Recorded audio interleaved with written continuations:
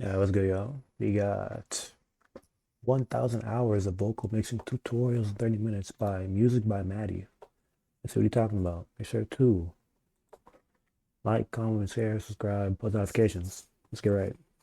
12 years since my journey started of trying to get a better vocal sound. And in that time, I've probably mixed thousands of hours of vocals alone. In this video, I'm gonna condense those 1,000+ hours into 24 minutes of the most important things I've learned in getting a professional vocal sound. By the end of this video, you'll know more about mixing and recording vocals than 95% of artists out there, and you won't have to go through the years of frustration to get a good vocal sound like I did. Let's get started. We'll start off with what I assume most of you struggle with most, which is actually mixing vocals and putting Yep. plugins on them. Although this is far from the most important thing that you can do to get a better vocal sound, I'll get to that at the end of the video. It's probably one of the most confusing. Let's go over the plugins in the order I normally use to process my lead vocal in. Heads up, the vocals that we'll be working with today is a custom song that I made specifically for this video. First plugin we'll start with is pitch correction. For modern song production, pitch correction is make or break, and getting it right is essential. That being said, pitch correction is very genre and singer dependent. If your singer is mostly on pitch, or you're working with a genre like folk or acoustic, you might not need it. For this track, it feels more pop,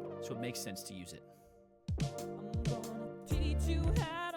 There are two main types of pitch correction: manual, which involves individually moving each note that was sung, and automatic, which automatically does it for you. In my opinion, manual gives better results than using the automatic counterpart, but it does take significantly more time to dial in a vocal. I normally use Melodyne for any manual pitch correction that I'm trying to do.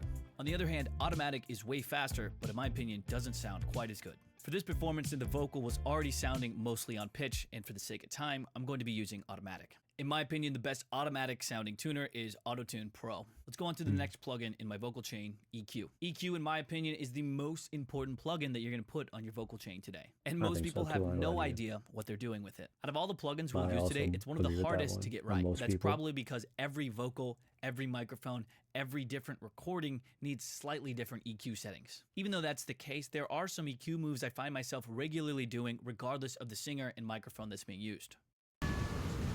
Gotcha.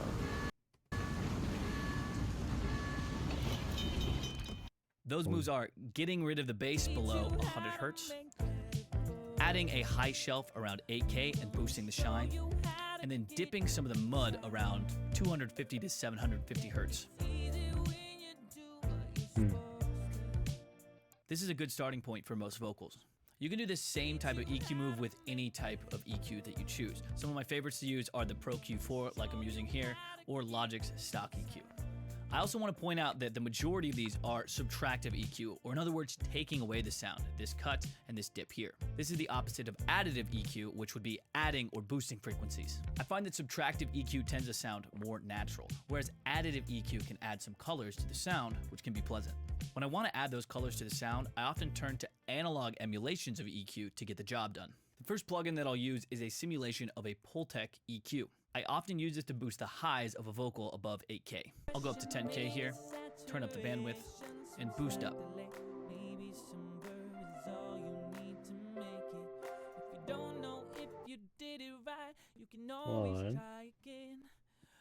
Just more present overall. I'll also use this same technique to boost the low end. I find that both of the boosts just have a nice sound to them. The other analog EQ I find myself using a lot is the emulation of an SSL EQ. I used this exact EQ setting for years on my vocals, and I stole it directly from a mixer called Leslie Braithwaite from a video I watched about 8 years ago. Taking some of the filter up to get rid of the body, taking more of that low end down, dipping some of the mids around 500 Hertz, dipping again at 4,000 Hertz, and then boosting at around 9K with a high shelf. These settings I'm giving you are great starting points for vocals, but you're always going to get better results when you can train your ears to identify the frequencies that need help. Here's one concept that really helped me with EQing and just mixing in general. This tip has to do with the mid-range of any instrument. Think about 1K. It's one of the most important and most heard parts of any song or voice or instrument. And you can think of that mid-range like a rubber band.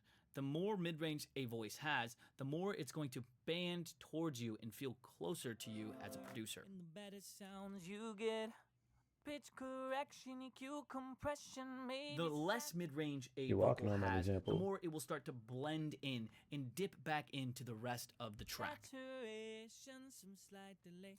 Maybe some verb is all you need to You can use this idea to help bring your vocals more forward in the mix. I think a lot of people would be really surprised to hear how much actual mid-range is on the vocals of some of their favorite tracks. Now let's move on to the next plugin I'll put on the chain, the compressor. Compression can either glue your vocal perfectly or it can completely destroy it. And the difference is in understanding these tips I'm about to share. The first one is that different compressor types color the sound differently. My favorite type of compressor to use for vocals would be the FET type compressor, which most famously is the 1176. It adds a distinct flavor that I've come to love and expect when I hear my vocal tracks. I almost always use as fast of release as it can go, a pretty fast attack, and then a 4-to-1 ratio. I'm gonna show you how to get a good sound. I also tend to chain multiple compressors together to get the best sound possible. Having multiple compressors in a row will reduce the workload of any one compressor and often leads to more natural sounding results. After adding compression, you might notice that you'll have some more lows and low mids that you might want to get rid of. You can always go back to the EQ from before and adjust accordingly. I'm gonna show you how to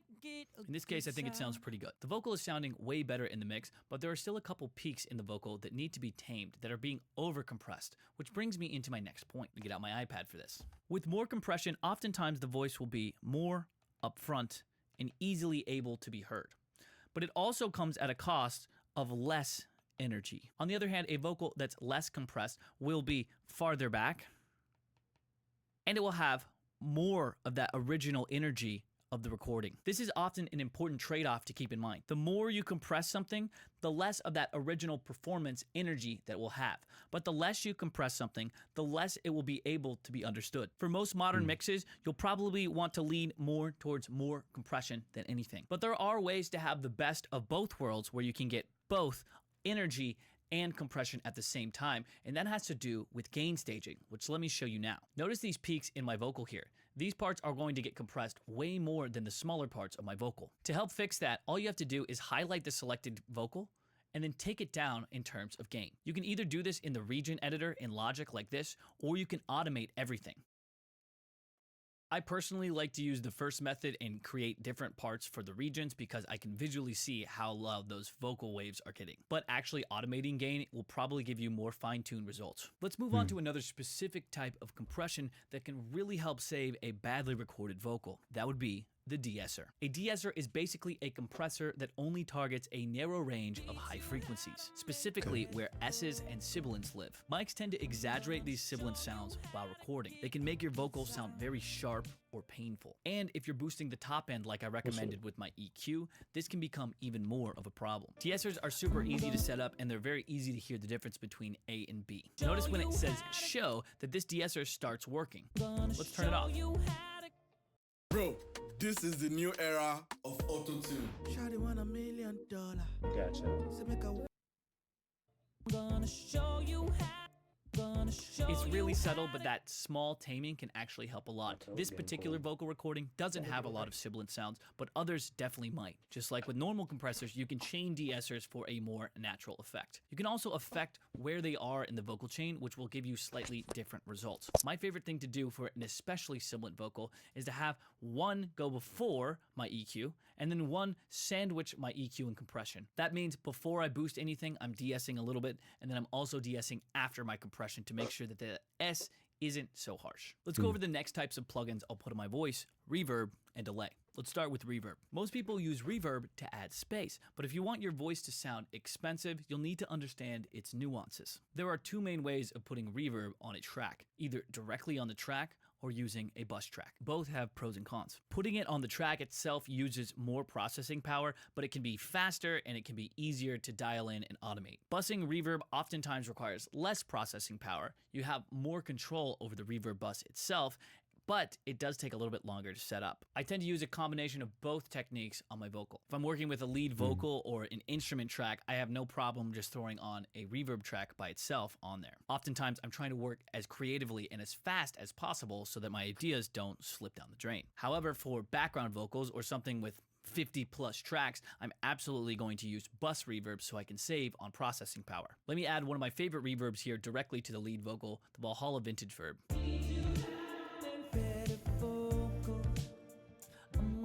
The more reverb a vocal has, the farther back it feels in the mix. Let me go back to my iPad to demonstrate this. If you are right here and you're in a hallway and you hear a sound really close to you, somebody's whispering into your ear, you probably won't hear any reverb. There's not going to be any extra room reflections that bounce around and then go back to your ear. However, on the opposite side of the spectrum, if somebody's yelling at you from across the room, that sound is going to travel forever until it hits your ears, which is also going to introduce a lot of extra noise reflections and a lot of reverb. That being said, this would be more reverb farther away, less reverb right up close. Hopefully that makes sense. Now let me show you how I might add a reverb with a bus track. What's cool about the bus track is it lets me add any number of effects after the reverb to further change the sound. For example, a common one is to use an EQ to really hone in what frequencies the reverb is happening on. Teach you how to make better vocals.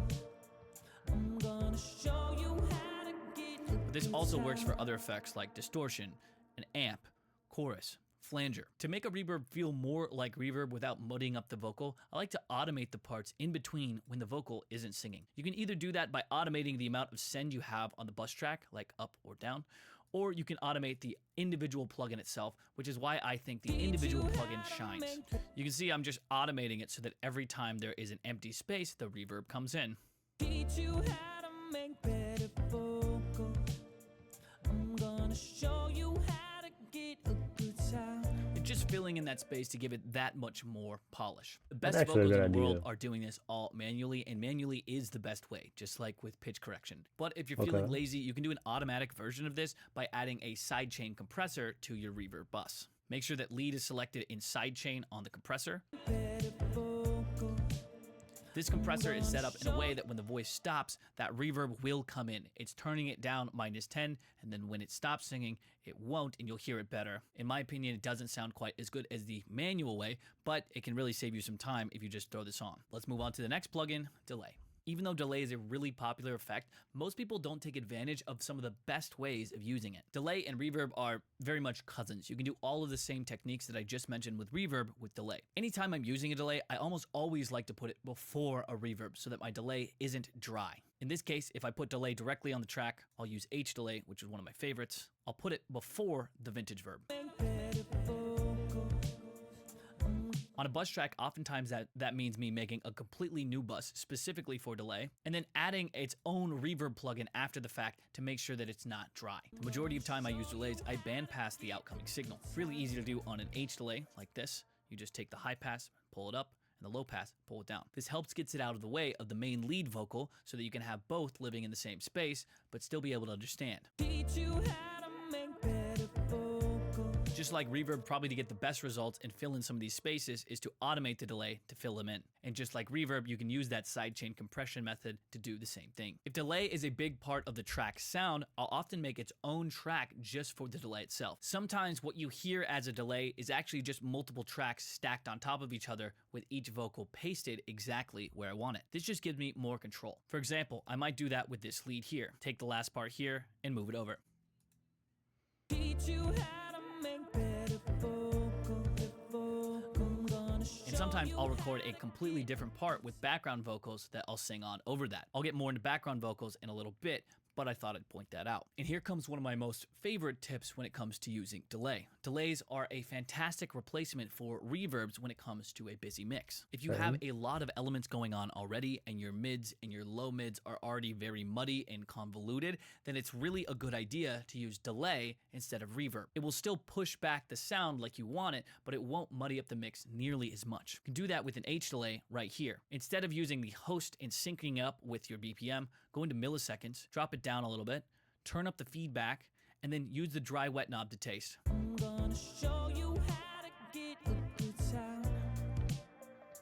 Yeah, it's easy when you do That's got what absolutely you're no reverb supposed on it at all. The only thing that's driving it backwards on the mix is the delay itself. This is a really good idea if you have super busy mixes. It also goes right in hand with the next point of my delay. If you want to hear the delay of your vocal, take it off of syncing with your BPM. If you want your vocal delay to blend in with the rest of the track, then sync it to your BPM. 90% of the time, I'm syncing it to the BPM, but that can be a really helpful hint. If you want to actually hear your delay better, then take it off and just use milliseconds and put it to some random value. Now, I've all of these plugins and things I'm talking about still seem overwhelming, I've created a free vocal preset that you can download in the link below. If you download them, all you have to do is click on them and then will automatically load in. It will automatically change the sound for you, which is really cool, using some of these same concepts I mentioned. You don't have to worry about buying any of these plugins I have here because it only uses stock plugins. Go check them out in the description below. Now let me do a quick fire round of some of the other cool vocal effects I like to use. First up, the flanger. The flanger is great for adding width, and it's also a good replacement if you didn't actually record doubles or triples. Cool. We gonna come back to this. I think I'm gonna roll with Blake for this one. Let's drop our file in here. Wake me up. Hit convert and see how this went. Wake me. The next up would be formant shifters, which I always put before any of my other plugins. Formant shifters are great for changing the sound of a voice without actually changing the pitch.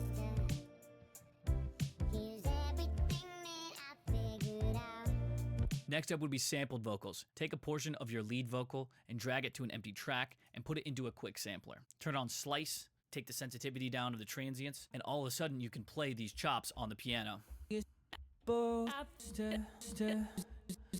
can be a super cool and creative way of finding some cool ideas for vocal chops. Next up would be LFOs. LFOs are really great for emulating side chains or rhythmic stutter effects like this.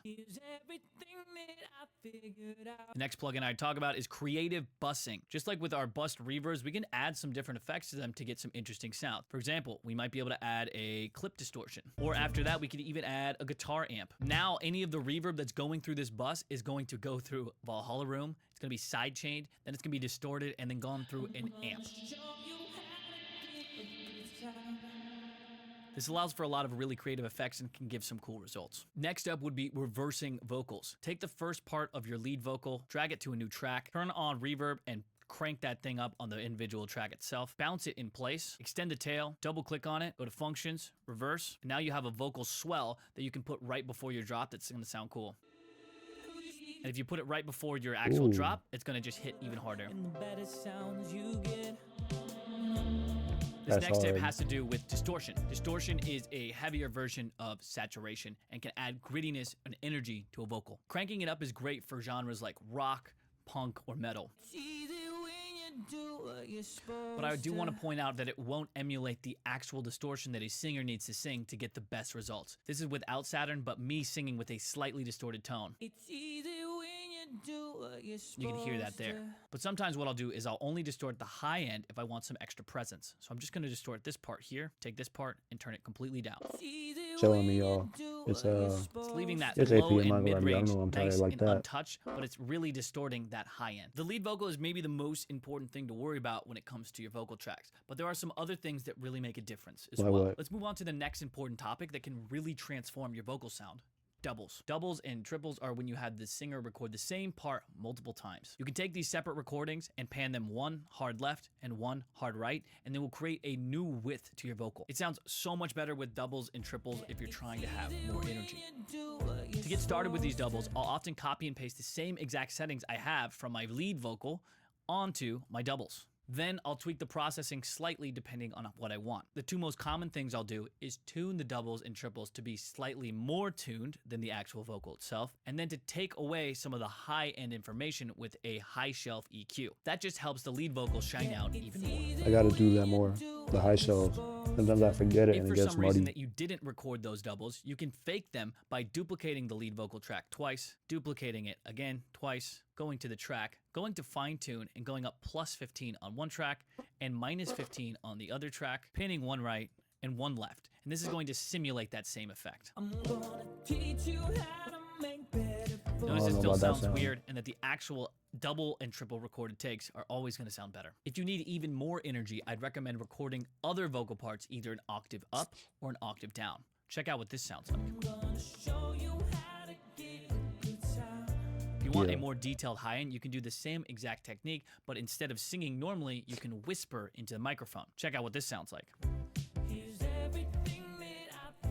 It adds a nice presence to the mix without being overbearing. I don't do whisper vocals for every track, but for certain genres, I find it works really well. Like pop. If you want your vocals to be less noticeable and overall tighter sounding with the actual lead vocal itself, I recommend syncing them up in time with the lead vocal. This can be a time-intensive process because you're going to take every single transient and move it to where it needs to be. But once you do, it's going to give you a good result. Let me show you what it sounds like with these timed up and without.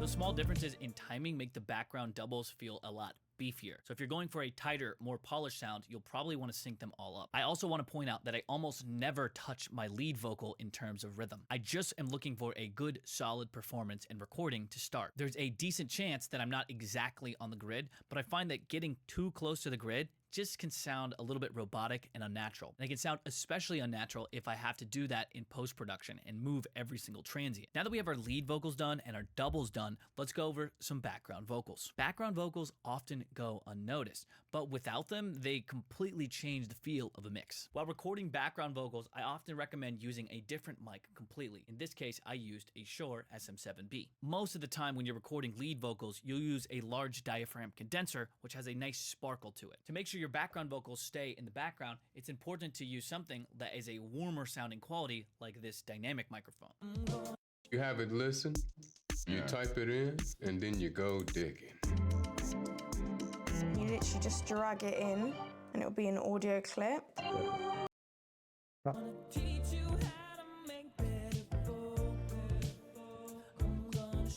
If you're recording harmonies and you're ever in doubt of what to sing, just find the actual chords that are being played in the instrumental and then sing each triad or note of the chord itself on the lyrics. That's what I did for these harmonies. Check it out.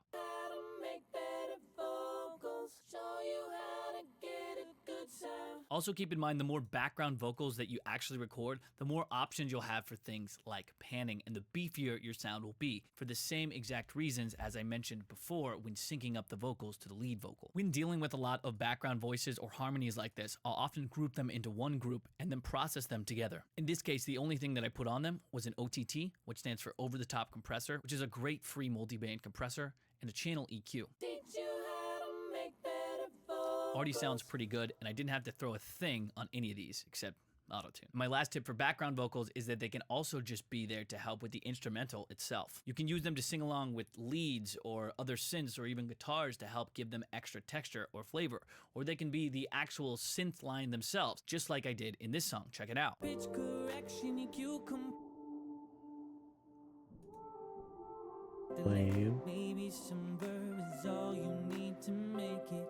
If you don't know it right, you can always try. You can feel free to get really creative with it, but the amount of times that I use my voice as an instrument itself is way higher than you might think. Okay, so we've got all of our vocal tracks done. Now it's time to mix them. Let's talk about mixing your vocal track and balancing it volume-wise with the rest of the instruments going on. I used to think that vocals should just be on top of the mix, but then I learned some of these techniques and it really helped me out. First, I recommend mixing into a limiter. The limiter will affect the overall volume relationship between the vocal and the rest of the instruments. And if you're gonna have it on the master in the end, you might as well throw it on here so you can hear what it's gonna sound like.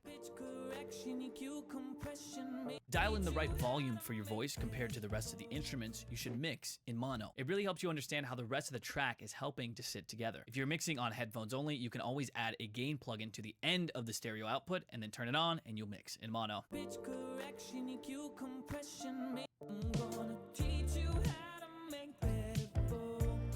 Once you're in mono, you can turn down the volume of your monitors so that it's really, really quiet. You want to barely be able to hear anything. The only things that you should be able to hear poking its head through are the snare drum, the vocals and the words themselves, and then maybe the kick drum. If that's the case, then you know that you're on to something good with your mix. This is just a good mixing tip in general, is to listen to your mix at really low volumes. You can also use this same trick with reference tracks to see how theirs sounds at really low volumes. I find that to be one of the easiest ways to dial in my vocal volume. Another trick I can give is to stop soloing your vocals. Nobody cares if your vocal sounds really good by itself because they aren't listening to it by themselves. They're listening to it with the rest of the track. Yeah.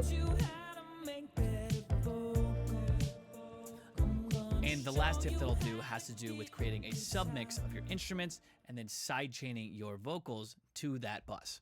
Let me explain what I mean. You can route every single instrument bus of your track into something called a submix, except for your vocals. Then on that submix, you can add a side chain so that any time that that instrument's hit and the vocal is singing, it's going to dip out some range right here in the mid-range here. I'm gonna show you how to get a good This can just help sound. that vocal sit in the mix rather than on top of the mix even more. Now let's move on to maybe the least sexy part about getting a good vocal sound: editing. A good vocal take still needs editing to sound great. Otherwise, it's just gonna sound like a demo. When I'm talking about vocal editing, it means going through, getting rid of any extra noises, any pops, clicks, taming any plosives. I know I heard one here, and that's what the process is about. If I have a plosive right here, I can just quickly get rid of it by adding a nice little fade there. You compress Already sounding way me. better. Those small, subtle changes like that are gonna add up to a big end result. One of the biggest parts of editing I already mentioned before comes from gain staging the track itself before it hits a compressor. I know I talked about this, but it